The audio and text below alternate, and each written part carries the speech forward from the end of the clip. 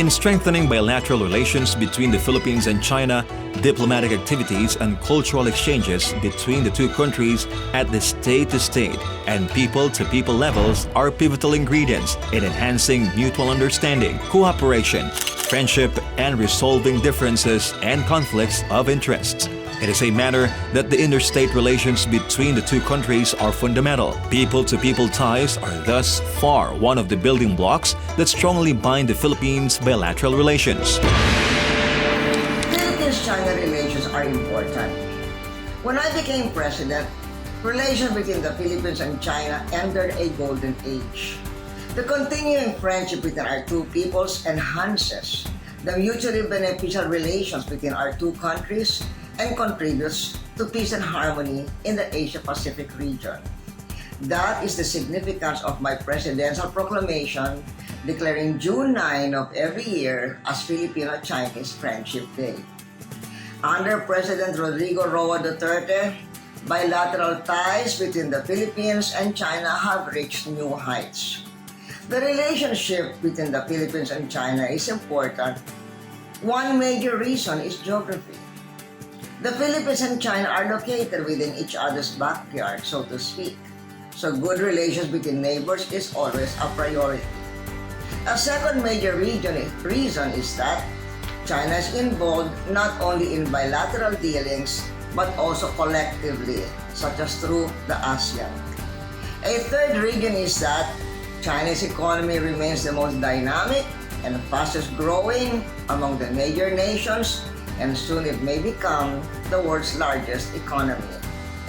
A fourth factor is that domestically, the Philippines has a vibrant Filipino-Chinese community for whom business dealings with China are natural.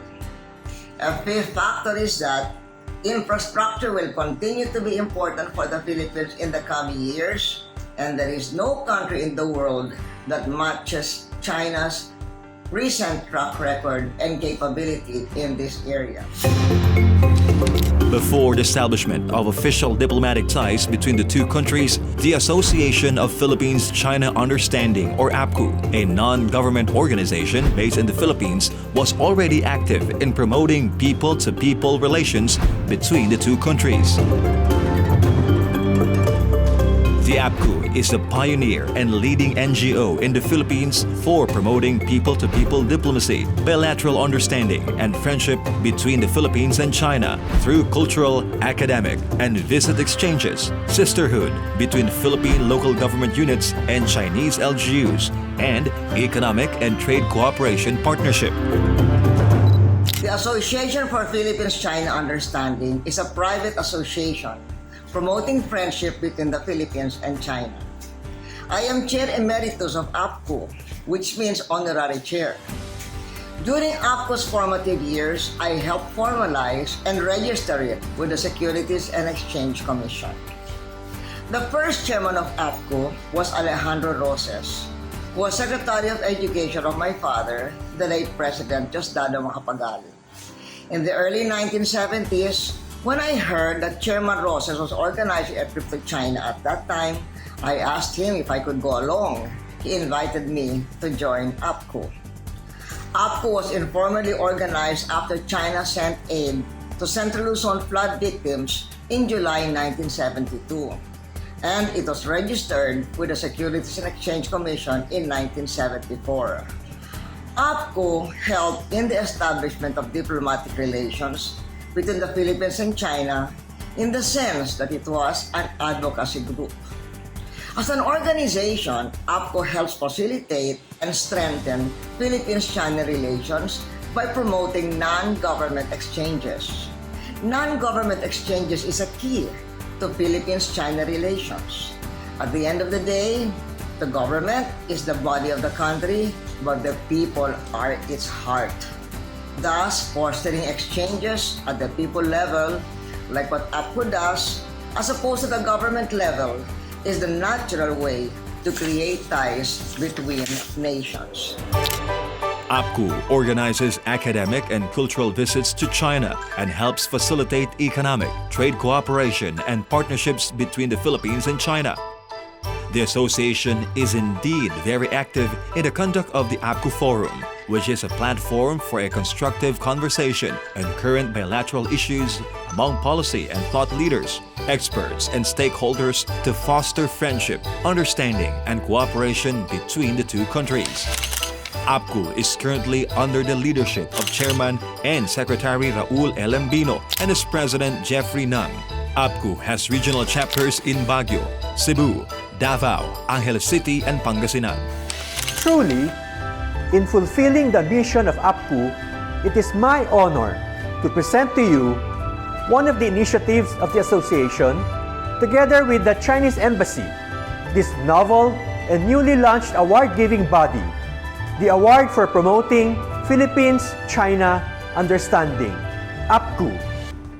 APPCU will build a more vibrant and dynamic bridge of understanding and friendship between China and the Philippines in the new era. APPCU is an annual undertaking, and each year there will be 10 laureates or awardees.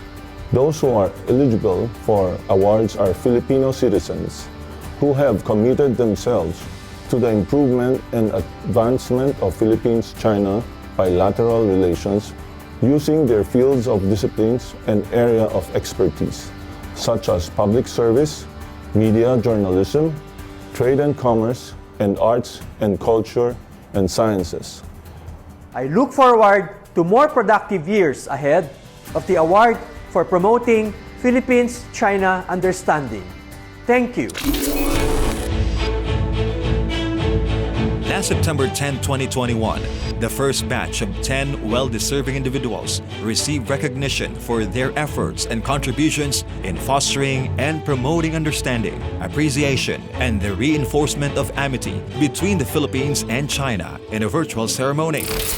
Last year, first ever APPCU Hall of Fame awardees were former First Lady Imelda Romualdez Marcos and former Special Envoy to the Philippines to China and Philippine Silk Road International Chamber of Commerce Chairman, Ambassador Francis Chua. The awardees for the outstanding contributions were Philippine Association for Chinese Studies, President Dr. Romel Banlawi, Global Talk News Radio, and ang maestro host, Herman Camintong Laurel, kaisa para sa Kaunlaran Incorporated founder, Teresita Ang C., and Confucius Institute at UP Diliman Director, Dr. Lourdes Tanhueco Nepomuceno.